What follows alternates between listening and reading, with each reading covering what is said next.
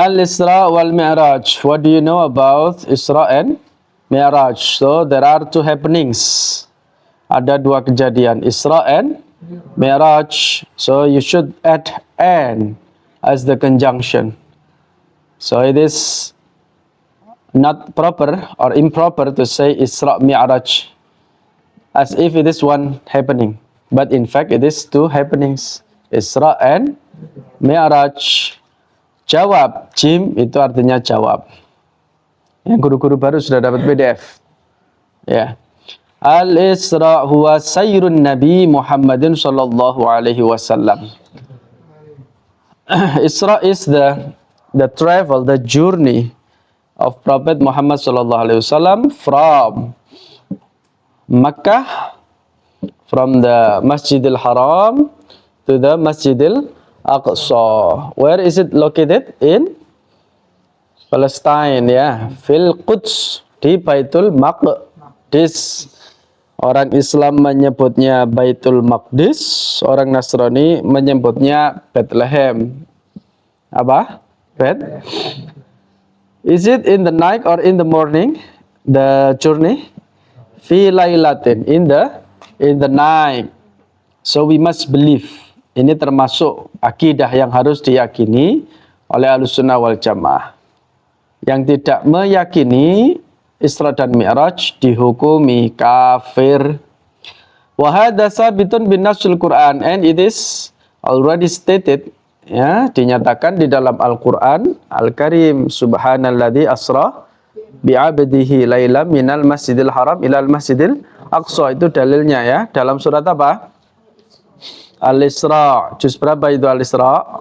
15 ayat pertama. Subhanalladzi. Ayat itu dibuka dengan kata subhana. Maha suci Allah. Subhana itu untuk sesuatu yang dahsyat. Jadi Isra dan Mi'raj ini menurut ahli tafsir karena suatu peristiwa yang sangat dahsyat di luar nalar. So it is began with subhana, untuk menunjukkan dahsyatnya. Dari Masjidil Haram menuju Masjidil Aqsa, ya. Ada yang mengatakan kalau pakai apa ini, onta, perjalanan itu ya bisa 6 bulan lebih. Tapi Kanjeng Nabi ini hanya sekejap saja, ya, di malam hari. Kenapa? Karena perjalanan malam hari itu menenangkan. Tidak banyak noise, tidak banyak crowded, ya. For the example, if you want to travel to the other city, ya, jalurnya pakai jalur tol, enak malam, ya. Kalau siang itu macet, panas, crowded. Nah, itu adalah peristiwa Isra. Kemudian ada peristiwa wal Mi'raj.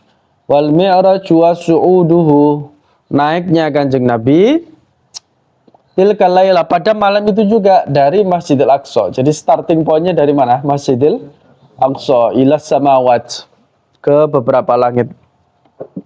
Wajtima'uhu bil mala'il a'la, dan bertemunya Rasulullah bertemu dengan Allah di tempat yang sangat tinggi, tasyrifan, sebagai bentuk pemuliaan. Jadi ini merupakan undangan Allah spesial kepada Nabi Muhammad. Nah, kenapa? Karena peristiwa Isra dan Mi'raj itu bertepatan dengan peristiwa namanya Amul Huzni, tahun berduka, tahun kesedihan. The sad moment atau the sadness year for Rasulullah sallallahu alaihi wasallam, because in that year Rasulullah lost of his beloved person, very close person. The first is Abu Talib. Abu Talib is his uncle. Kedudukannya seperti ayahnya, paman tapi rasa ayah, itu Abu Talib. Ya. Abu Talib sendiri punya anak itu banyak, diantaranya Ali. Makanya Ali itu Ali bin Abi Talib, keponakan, berarti ya. Nah, Abi Talib ini pamannya Rasulullah yang melindungi, merawat Rasulullah sejak kecil, termasuk melindungi dari ancaman kaum kafir Quraisy kalau macam-macam itu berhadapan sama Abu Talib. Ya, ketika ayahnya wafat, kakeknya wafat, ya. Kakeknya Rasulullah itu wafat, kemudian otomatis kepengasuhannya itu pindah kepada Abu Talib. Nah, Abu Thalib itu kalau mau bepergian jauh untuk berdagang, Rasulullah itu kalau tidak diajak itu merengek nangis waktu kecil itu. Karena tidak mau pisah dengan Abu Thalib. Abu Thalib juga gitu, menganggap Muhammad ini sudah seperti anaknya sendiri. Bahkan koyok-koyok ngalahno anak kandungnya yang anak aslinya itu, anak kandungnya yang lain. Karena melihat keistimewaan Muhammad sejak kecil. Nah, itulah peristiwa kemudian ketika Abu Thalib ngajak Muhammad kecil untuk berdagang di Syam itu, terus ketemu dengan pendeta Nasrani namanya Bahiro, atau ada yang mengatakan Buhairo. Nah, itu karena traveling itu. Sampai di suatu tempat kan, terus Abu Thalib itu dijamu sama Buhairo tadi, masuk ke dalam rumahnya. Terus Buhairo kayak merasakan ada yang belum masuk ini. Apakah engkau ngajak orang yang belum diajak masuk? Kata Abu Thalib, oh ada. Itu di luar, itu anak saya itu, biar di luar aja. Terus Buhairo mengatakan, setelah melihat anak itu kayaknya bukan anak kamu. Loh, kok tahu? Kata Abu Thalib. Iya, itu ponaanku, cari Abu Thalib. Karena dia ini bakal menjadi nabi, menjadi tokoh atau sosok yang sangat dihormati, orang yang punya derajat mulia. Dan saya sudah melihat ciri-ciri anak tadi, kecuali anak ini yatim, tidak punya ayah dan ibu. Ketika Anda ngomong ayah itu saya tidak percaya. Karena Buhair ini bisa melihat pendeta ini.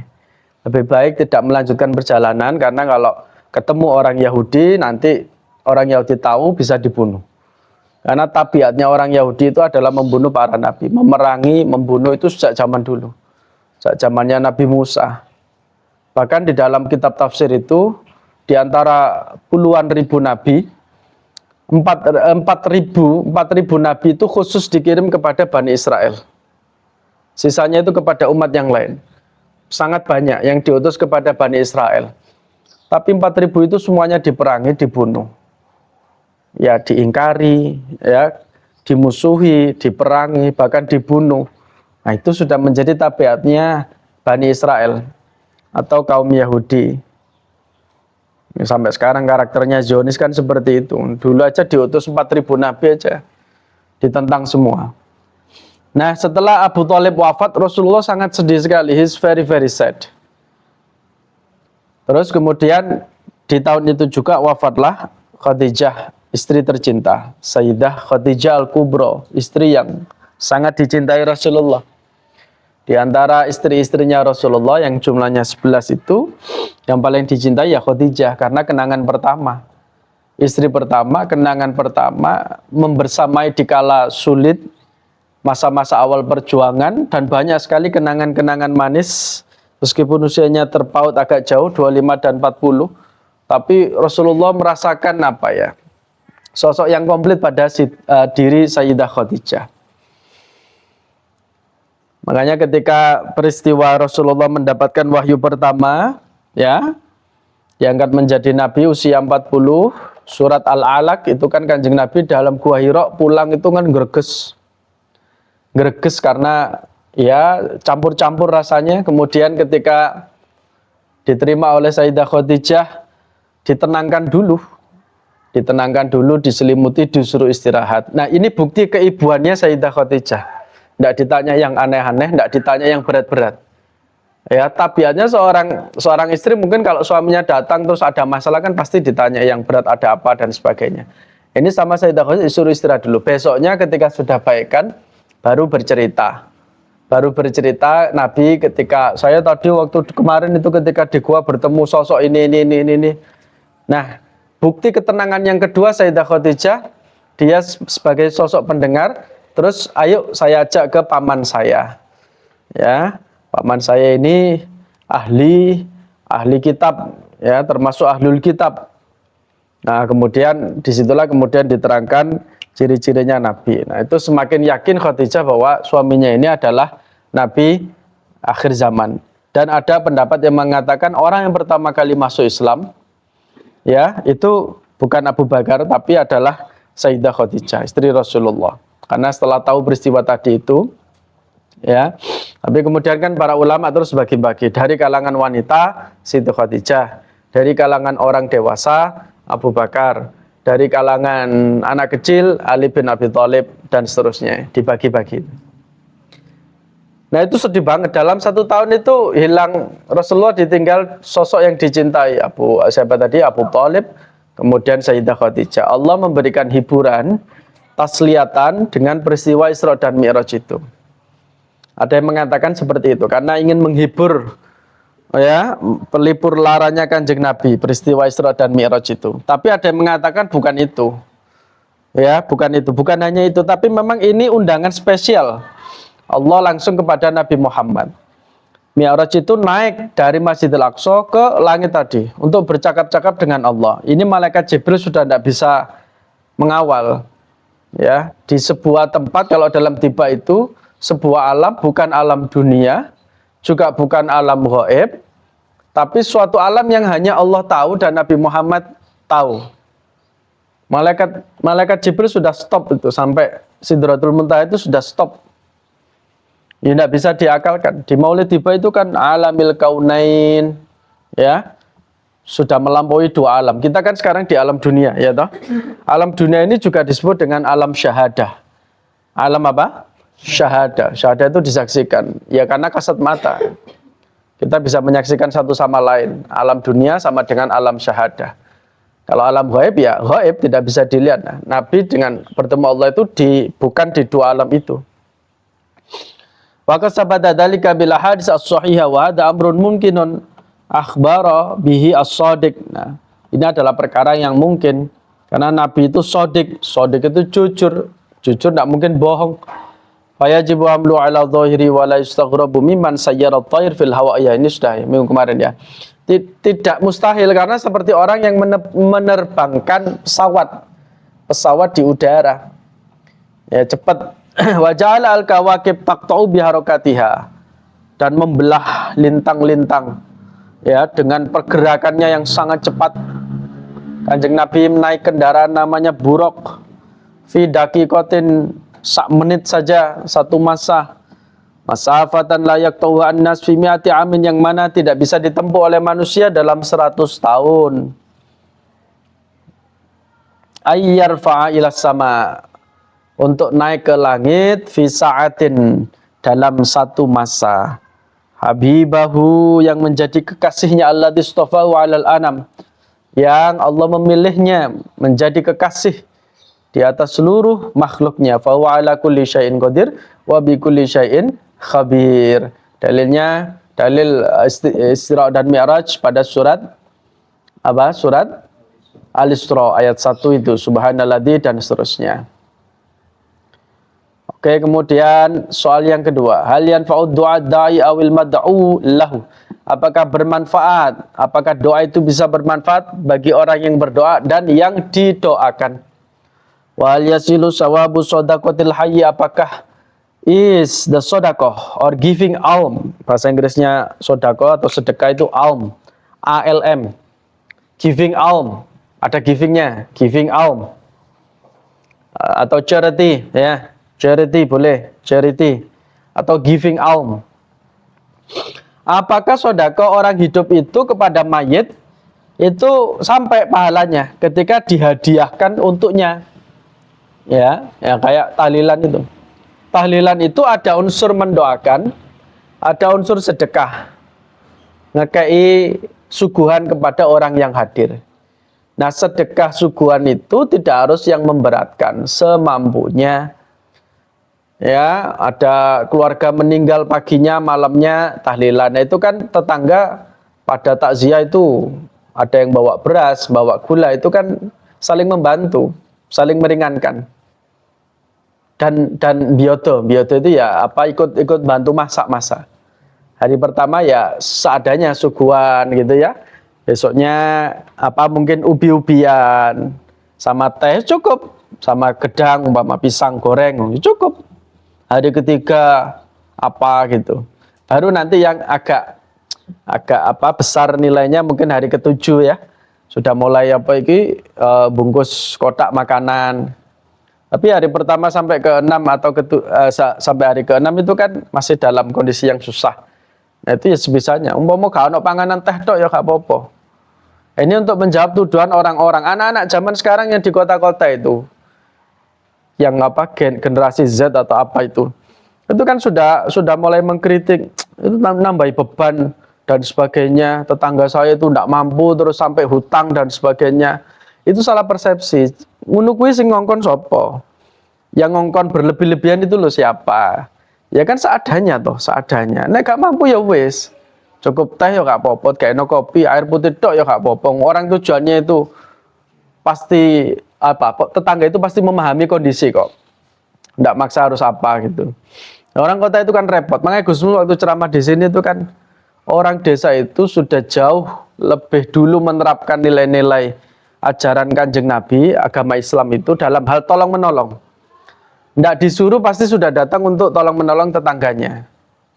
Tapi kalau orang kota, kanan kiri belum tentu kenal. Kata Gus Mus kan kalau bertamu ke perumahan atau ke orang-orang kota sana, itu kan pasti ditanya KTP-nya. Sampean orang mana? Sudah curigation duluan. Sudah curiga. Suspected ya toh. Tapi kalau orang kampung kan disuruh masuk, disuguhi teh paling enggak. Iya toh. Itu kan luar biasa itu. Orang kota itu. Orang kota kalau ada yang pulang haji aja enggak tahu tetangga kanan kirinya. Kalau sini kan bisa 7 hari itu orang kampung pada ziarah haji semua. Pulang umroh dan sebagainya. Nah, sekarang pertanyaannya, apakah doa itu, doa orang hidup kepada mati itu sampai? Jawabannya ya sampai. Sodako begitu, sodako juga begitu. Yang diharapkan ahli kubur itu adalah satu doa, yang kedua sodako atas nama. Seandainya beliau bisa dihidupkan kembali, itu pasti akan hidup untuk datang untuk hanya mengucapkan terima kasih banyak, kemudian balik mana yang alam kubur. Seandainya loh ya. Terus saking itu menjadi lampu pijarnya itu. Karena di dalam Al-Quran juga jelas, seandainya fa'asoddaqo itu, seandainya dihidupkan lagi, fa'asoddaqo, bukan amalan yang lain, tapi sedekah. Bukan sholat, bukan ngaji, fa'asoddaqo, maka saya akan pasti bersedekah. Wa akum minas sholihin. Gitu. Jadi ya titik-titik kita ini sedekah memasukkan ke kotak ketika hari Jumat umpama. Nek eling, kalau pas ingat ya, eling Mbah Kurek, bismillah untuk beliau. Udah gitu aja sudah cukup. Almarhum Mbah atau apa dan sebagainya. Dan Jumat itu, hari Jumat itu kan khotib itu ketika Allahumma fir lil mu'minina wal mu'minat wal muslimina, itu kan doa umum. Itu semua ahli kubur itu dapat dan itu royoan itu. Tapi kalau anak yang soleh, anak yang sehari mendoakan 5 kali dalam sholatnya, itu sudah spesifik langsung kepada orang tuanya. Dan itu tidak perlu ibaratnya rebutan. Seperti Imam Al-Ghazali menerangkan dalam kitab Ihya Ulumuddin itu, seperti uang ngekei pur, kemudian ada ayam itu rebutan. Itu ibarat orang yang didoakan secara umum. Tapi kalau anak mendoakan nyebut bapak ibu atau mbah secara khusus, itu ya tidak perlu berebut orang tua itu. Soalnya apa? Oh, anakku wis ngirimi aku donga gitu loh. Nah inilah yang Wahabi itu tidak bisa memahami ini. Dia janggal memahami agamanya sendiri. Gitu loh ya. Nggak nyampe. Ya wis, coba aja nanti kalau pas mati, ya ustadznya itu gak usah ditungani. Gak usah ditungani. Nah sholat ghaib, sholat jenazah itu kan mendoakan. Itu saja sudah mendoakan. Kemarin kan rame itu yang ada pentolannya Ustadz Wahabi yang meninggal itu. Saya kan mengikuti di grup debat Wahabi sama Sun. Saya kan cuma nyimak saja. Ya lucu-lucu gitu. Jebule ya pengikutnya yang mendoakan juga. Padahal dulu ketika Ustadznya hidup berfatwa tidak nyampe doanya. Tapi ketika mati ya mau tidak mau mereka juga mendoakan kan akhirnya. Gitu loh ya. Begitu pula sodako. Sodako itu dahsyat. Sekarang kan gampang. Sodako tinggal transfer aja kan. Ya Anda harus punyalah jalur sedekah itu ke Lazisnu, Baznas, atau di NU itu ya Lazisnu itu, atau di aplikasi NU online install, bisa itu dari situ. Ya mbok selawewu kayak berapa kayak. Nanti kan ada pilihannya untuk apa ini? Untuk pengembangan NU online websitenya atau untuk Fukoro. Nah, kalau Baznas itu ada pilihannya. Anda tidak perlu susah-susah datang ke Basnas Jombang sana, cukup lewat sini bisa atau WA saja. Ya, saya kan kalau saya ada ya langganannya itu. Kadang ya meneng-meneng terus tak transfer gitu aja kalau pas ingat gitu ya. Mbok 100, mbok 150. Apalagi kalau bulan Ramadan itu kan Basnas atau Lazis itu kan buka program takjil itu. Anda mau sedekah berapa? 150.000 itu nanti langsung ini untuk berapa porsi? Ya bisa untuk berapa makanan porsi untuk orang-orang yang buka puasa di Masjid Jami sana. Dari transferan uang Anda itu. Nah, itu luar biasa. Nah, sedekah itu kalau diniatkan untuk al-amwat, orang-orang yang sudah wafat, orang yang sudah meninggal, itu doanya pahalanya sampai ya sebagaimana firman Allah surat Ghafir ayat 60, surat An-Naml ayat 62. Oke, titik sudah itu aja, wallahu alam. Biswab rabbi fanfa'ana bi barakatihim wahdinal husna amitsna fi dariqatihim wa mu'afatihim. Al-Fatihah.